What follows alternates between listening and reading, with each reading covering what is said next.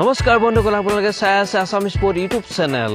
ইংলেণ্ডক 7 উইকেটত পৰাস্ত কৰি প্ৰথমবাৰৰ বাবে 19 বছৰ অনুৰ্ধ মহিলা টি20 বিশ্বকাপ জয় কৰা শেফালী বাৰ্মাৰ নেতৃত্বত ভাৰতীয় দললৈ 5 কোটি টকাৰ পুৰস্কাৰ ঘোষণা কৰিছে ভাৰতীয় ক্ৰিকেট নিয়ন্ত্ৰণ বোৰ্ডৰ সচিব জয় শাহে এই ঘোষণা কৰি ভাৰতৰ মহিলা ক্ৰিকেটৰ মান যথেষ্ট উন্নত হৈছে আৰু টি20 বিশ্বকাপ জয় ৰাষ্ট্ৰীয় দলৰ মান অধিক শক্তিশালী কৰিলে। এই সফলতাৰ বাবে দলটোৰ সকলো খেলুৱৈ আৰু সাব ষ্টাফলৈ বোৰ্ডৰ ফালৰ পৰা 5 কোটি টকাৰ পুৰস্কাৰ ঘোষণা কৰিছে।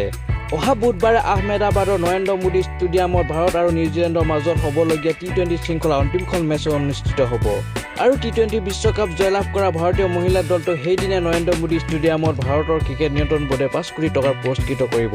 বন্ধুসকল, ভিডিঅ' চাই কেনে পালে? যদি ভাল পালে লাইক শ্বেয়াৰ কৰিব। অনাগত দিনসমূহত খেল জগতৰ বিভিন্ন বা বাতৰি মই লৈ আহিবলৈ চেষ্টা কৰিম। তেতিয়ালৈ ধন্যবাদ। জয় অসম।